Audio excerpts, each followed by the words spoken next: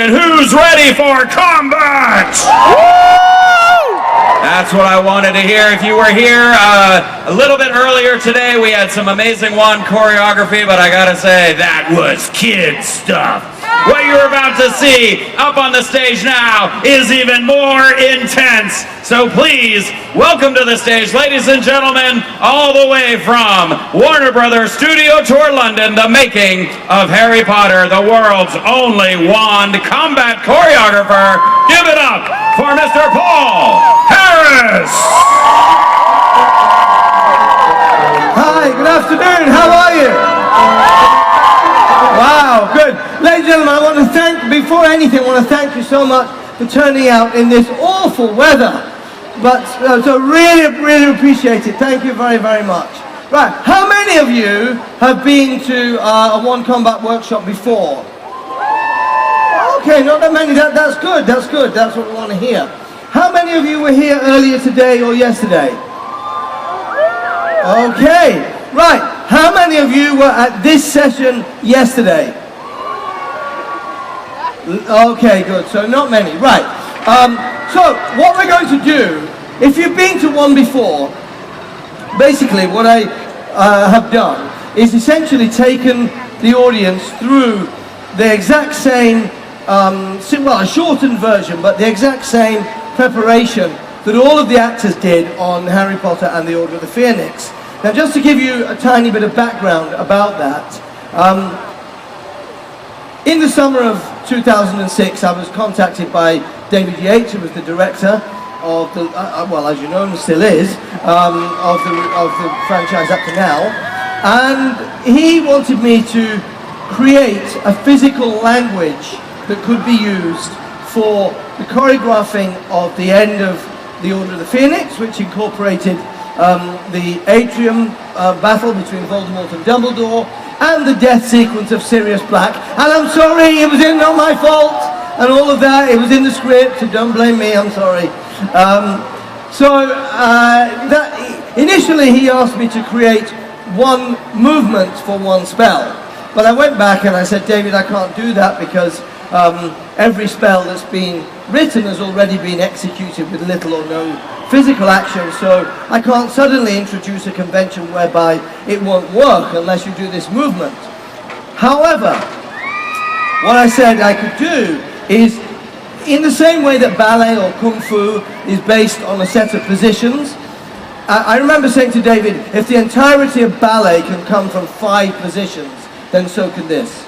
So I created a set of positions from which I could arrive at everywhere I wanted to get choreographically.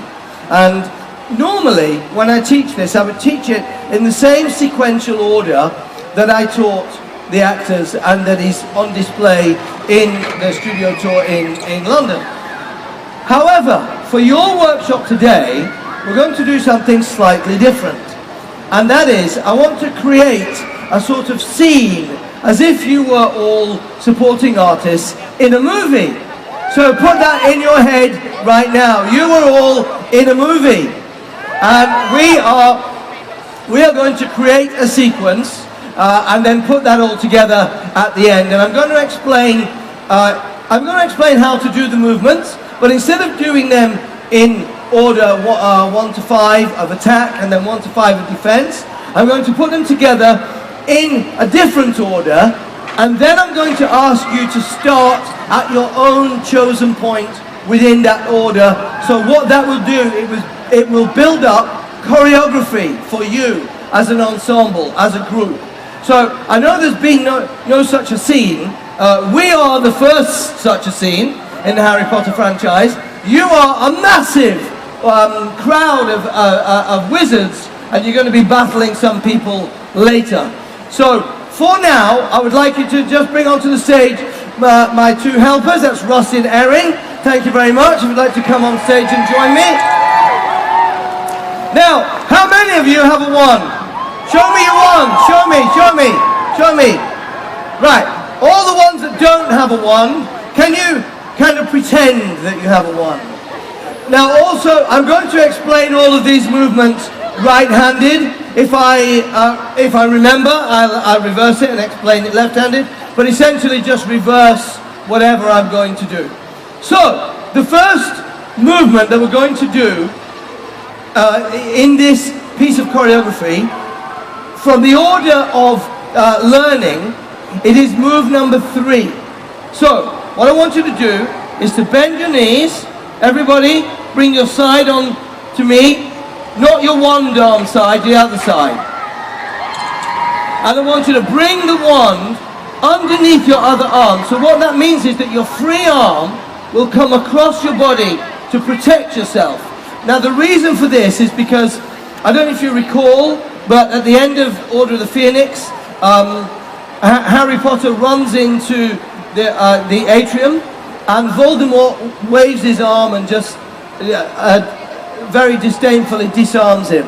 So what that told me when I saw that on the storyboard is, well, this wizard doesn't even need a wand.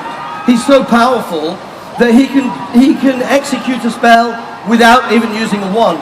So what we came up with had to work from needing to vocalize the spell through to not even needing a wand at all. So your free arm is very important. Bring it across your body, flex your knees, stay down, nose over toes, bring your wand arm underneath your free arm, and crucially rotate it inwards, that way. And the reason for the rotation is that, again, thank you, swish and flick. Here we are, and Warwick Davis is here this weekend, so swish and flick. Now let me see that. Huh. No stabbing, I don't want to see any stabbing. Rotate the wand. The damage is being done far away, far away. So visualize it. There's a key word in acting. Now bear in mind what I just said. You are all now in a movie. So the key word would be intention. Your intention has got to be to create mayhem with this wand. So see where it is that you want that mayhem to happen, visualize it, and endow your movement with that quality. Move number 3, action! Whoa! It was a bit feeble with the old sound. Can I hear? Your life is at stake. I want to hear some venom. Let me see. Move number 3, and action! Oh, that was not bad. Better than yesterday. Very good. Okay, now, from move number 3, this position, which is in dance is called second position, in Kung Fu it's called horse stance. But basically, it's your feet apart with your knees flexed and your center over the balls of the feet. From here, I want you to go into move number 1. Now 1 is, you're going to bring the arm back and over your head. Now, I want you to use your free arm like this. Line up your eye, your wand, and your counterbalancing arm aimed at your enemy. So we're going from 3 to 1. But when you bring the arm up here, because you're bringing it on a circle in this direction, it's quite hard to still get the swish and the flick at the end of it. Because the momentum of your arm is working against you. Bring it around, and I still want to see that finality. That was very good, Gryffindor scarf, very good. Yeah, very good. So from 3 to 1, and both times when you deliver the spell, I want to hear it. I want to hear venom. Ready? Move number 3, and then move number 1. Stand by. Here we go. Stand by. Action! 3, 1. Let me hear. Let me see it here. Here we go. Stand by. And action! 3, 1. Oh, that was good. I thought they were really good. Right. We're now going to go in the order of the learning sequence. We're going to go from move number 1 to move number 4. Now, if you haven't done this before, move number 4 is very important because it's behind your back. It's the sense that the wizards have that they know there's danger there when they don't even need to see it. So from here, you're going to turn into this movement and fire the wand behind your back. Now, crucially, I want you to bring the wand up so it's level and not pointing down at the floor. Your instinct will be, when you bring your arm down, obviously, your arm will rotate here, and the wand, you'll want to stay in line with your arm. But your enemy's not there. Your enemy's is higher than that. So make sure the wrist is working. That was very good. That was very good. I saw that. It was really great. Bring the wand up, level, and fire it behind you. So we're going from move number 1. We're all in move number 1. Arm above the head, aimed at your enemy. You're turning to the right if you're right-handed, left if you're left-handed. You're going to turn through, fire behind your back. Action! Ha! I didn't hear much sound on that one. Let's go. Let me see move number 1 to move number 4. Stand by and action! Oh, that was all right. Right, let's go from 1 to 4. Here we go. Sorry, the first movement is move number 3, then move number 1, then move number 4. Prepare, stand by, ready, action! Ha! Ha! Ha! Can I see you do that? I'm still not hearing enough venom. If I'm directing you as a crowd of wizards, you're all far too happy about this. I want to see some venom. Here we go. Stand by. Ready and action!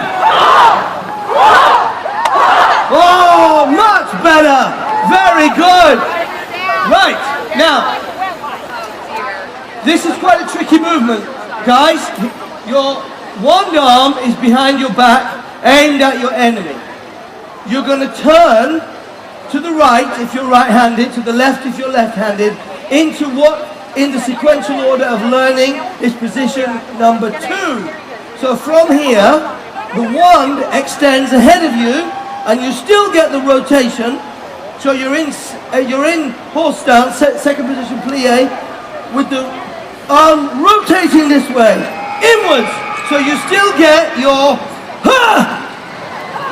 very good, very good. Let me see you from position 4 to position 2. Are we ready? Your backs are all to me. Your backs are all to me. Somebody there serving food. I want to see death. Here we go. Stand by, ready, and action! Oh, that was all right actually. I thought it was pretty good. Right, from here, you're then going to repeat move number 1, which is the one above the head. Now, I don't mind if you step forwards into it, or if you step back into it. I don't care. As long as you get the rotation, the swish and the flick. Inwards. Yeah? So, we're going from move number 2. 1, swish and flick, rotated inwards. Here we go. Step into it. Action! Ha! Good. So, can you call out to me the order up to this point?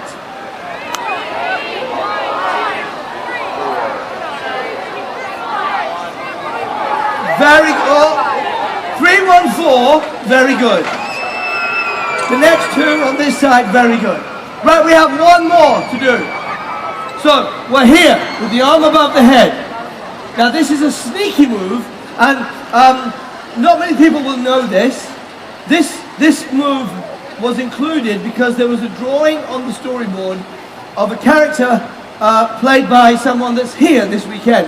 It was a drawing of Malfoy, so it was a drawing of Jason Isaacs, and he had the wand. He'd thrown his robes theatrically in front of him and fired the wand behind him, behind his back. So you need to bring yourself onto the balls of the feet and bring your hips up, and in the small of your back, get the wand behind you, so you can really target your enemy.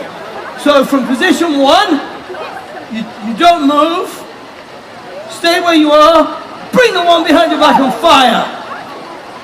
Right, so we have 3, 1, 2, 4, 3, 1, 4, 2, 1, 5. Are we ready? From the top. Here we go. Stand by. I want to hear it. You're all far too happy.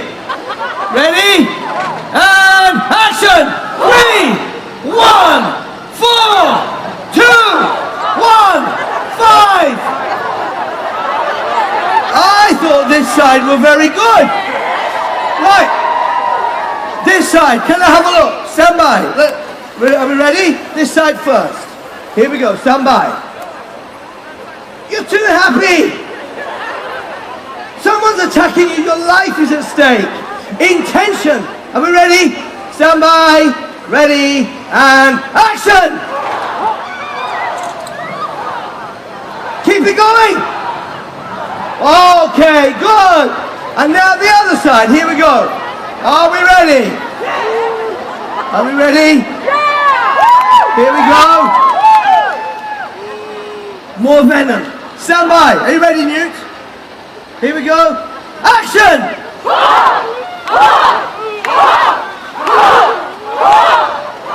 Oh, not bad. Do you think they were better? Who was the best? Do you think you were better? All together, and then we'll take it to the next stage. Here we go. Stand by. Ready? And action!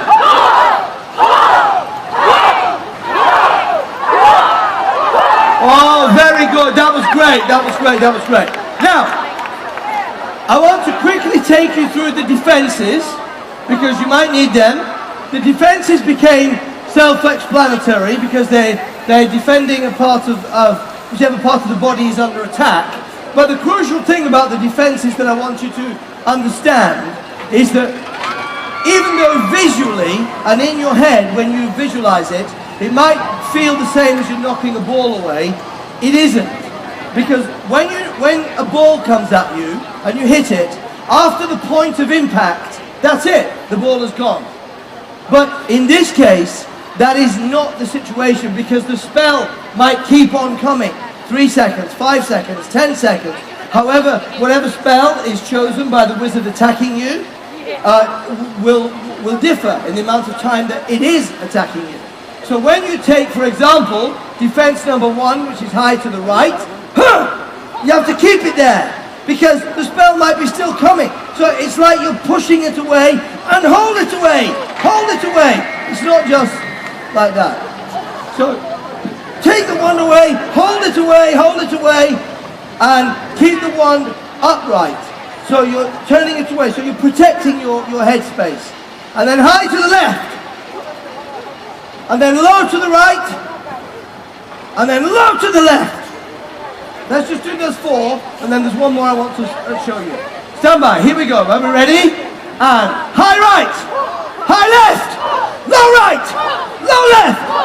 Very good. Now, do you recall at the end of Order of the Phoenix, there's a moment where, well, it's more than a moment, where Voldemort shatters all the windows in the atrium, and then he gathers up all the shards of glass and he fires them forward at Dumbledore. Do you recall that? Okay. Dumbledore defends that movement with something called a shield. Now, a shield is essentially drawing a circle around the area of the body that needs to be defended, and then you whip the wand up, so it essentially becomes the handle. Imagine it's the handle of a circular shield that you're protecting your body with. So you draw a circle, and you bring it upright, and you hold it there. Because in that case, he held it there for a long time, while all the glass came at him, hit the shield, and disintegrated into sand. Do you recall that? Right, let me see everyone with the shield. Stand by, and action! Okay, good. So, defenses are high right, high left, low left, shield. Let's have a look. Here we go. Stand by, ready, and high right, high left, low left, shield. Oh, good. Right, now, so you have your attacks, you have your defenses, but what you don't have is an enemy, apart from each other. I know you lot don't like you lot, you lot don't like you lot, but we can do better than that. So ladies and gentlemen, I have a ready-made enemy for you.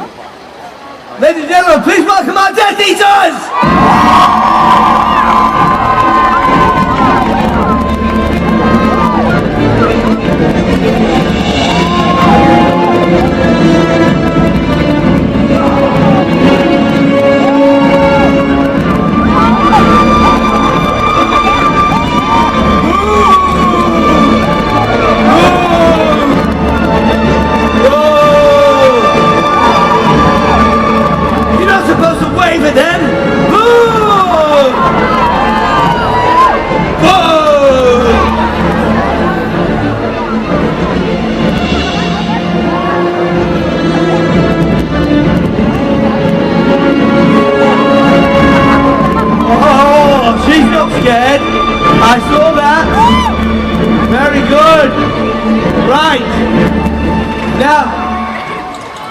Okay, so I need all your attention back here again, please, everyone. So we're going to do this as if this were a scene in a movie. So what I want you to do is to choose an order out of the order that I taught you to. Start at a different point. So instead of 3, 1, 4, 2, 1, 5, you can do 3, 1, 4, 2, 1, 5, but I want you to choose a different point. So just take a moment, come up with a sequence for yourself, maybe start at the third movement, maybe start at the second movement.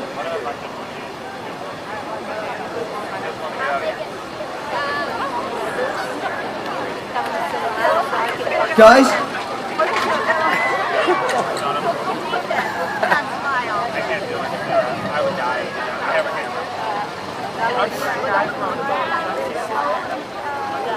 Can I? Guys, so I want you to choose an order, please. Come up with an order. So for example, Newt, maybe you start at the second movement, which is number 1. Okay, so choose an order out of that sequence. Are you all there? Call out your order. Again. Okay, now I want you to use that order and attack your Death Eaters. Wait, so we're going to do this as 2 separate shots. This is this half first, followed by this half. So this half, are we ready? You're all supporting artists in a movie. The big wide shot. Cameras up here, cameras over there, cameras over there. Real intention of venom. Attack your Death Eaters. This group, stand by. Action!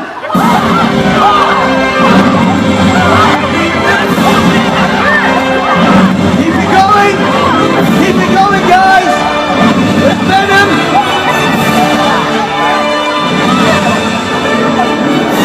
And the Death Eaters will collapse!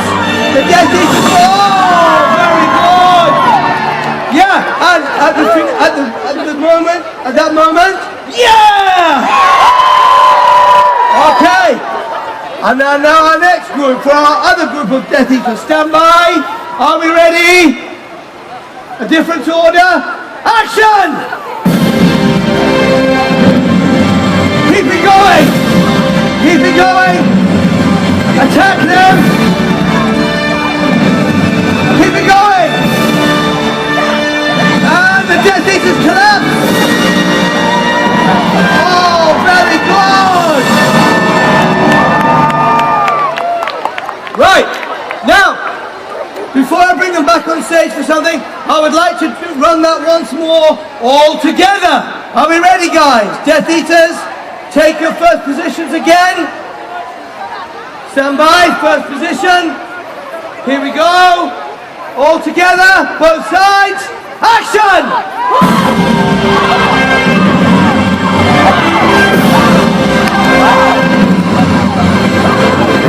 Keep it going! Keep it going! Keep it going! And the Death Eaters collapse! Yeah!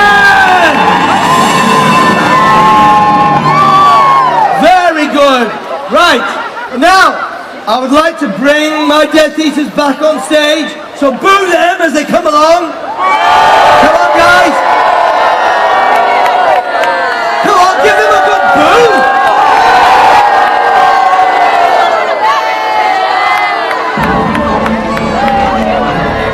Here they come, your Death Eaters, your enemy. Boo them, boo them.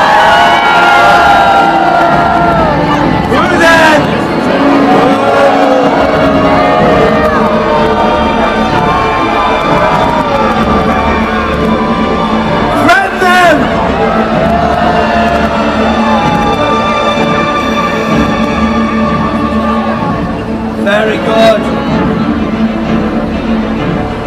Right, now, I saw someone doing this, so I think it was Newt actually. So I know that you know this, but we're going to add on 2 movements to the end of this before we run it as a final sequence. What I would like you to do is the 2 movements that were used for Voldemort and Dumbledore. They're in the book. They were translated onto the storyboard, and then I translated them physically. So what I would like you to do is the first movement, the rope of fire. Now the rope of fire is a movement whereby the wizard creates essentially a rope, but it turns into fire as you do the rope spin with the body. So bring the rope around your body with as much upper body movements as you can. Around the body, you get to a position, but crucially, you still cannot eliminate that at the end, because that's the point of delivery, and you see both Ray Fiennes and Michael Gambon do that brilliantly. The arm come around the body, and action! So all together with my Death Eaters, stand by guys, ready, and circle the body, and hold it there. And there's got to be real venom, hold it there, hold it, hold it, hold it, and break. Until the director calls break, or the choreographer calls break, hold the spell as long as you can. Once more, rope of fire, stand by, and hold it there, good, and break, okay. Now the final movement, I took this from the storyboard. It really reminded me of a classical Spanish dance movement which mimics the final killing of the bull in a bullfight. And in the case of Voldemort, he was gathering up all the glass, but in your case, you're gathering up all the elements around you, the dirt, the soil, the furniture, could be anything, and you're firing it forward. Guys, just show us the shape of the banderillas, and gather up, gather up, gather up, and fire! So you're gathering it all up and you're firing it with your wand at your enemy. Let me see you all do that. Are we ready? Here we go. Stand by, and gather, gather, gather, gather, gather, gather, gather, and that was not bad. So, we are going to run this as a final sequence in our movie. I'm going to bring my Death Eaters back out in a moment. And what I'm going to ask you to do is, when you have attacked your Death Eaters on the podium, as they bring their way back up, this time they won't come through the center, they'll come around the aisles.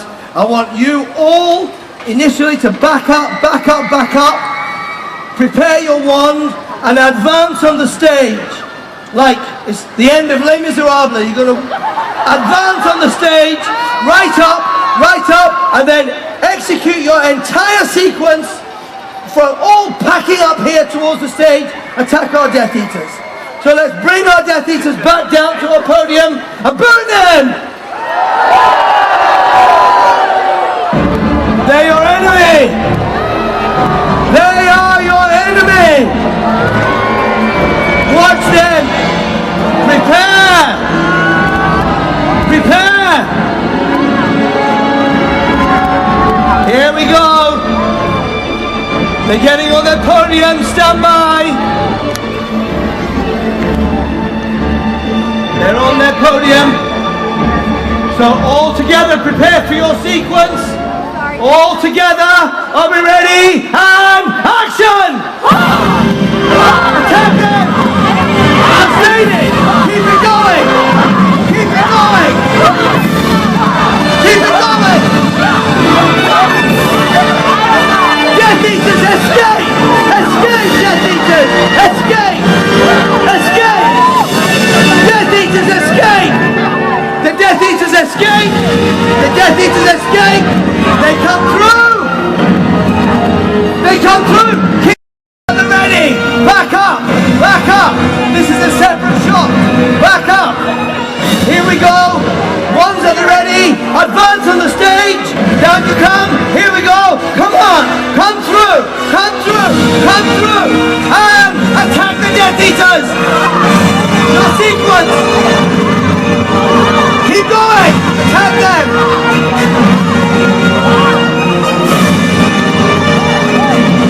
Rope of fire! Everybody! Hold it! Hold it! Hold it! Hold it! Break! Banderillas! Attack! Hold it! Hold it! Hold it! Hold it! Hold the spell! One Death Eater goes! Another one goes! Another one goes! Another one goes! And another one! And the last one! Yeah! Yeah!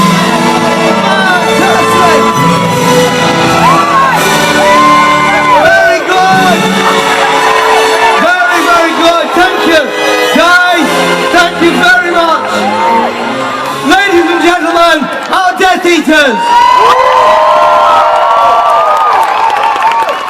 And thank you so much. You've been a fantastic audience. Enjoy the rest of the weekend and see you in London. Bye. One more big round of applause for Paul Harris! So amazing. Thank you.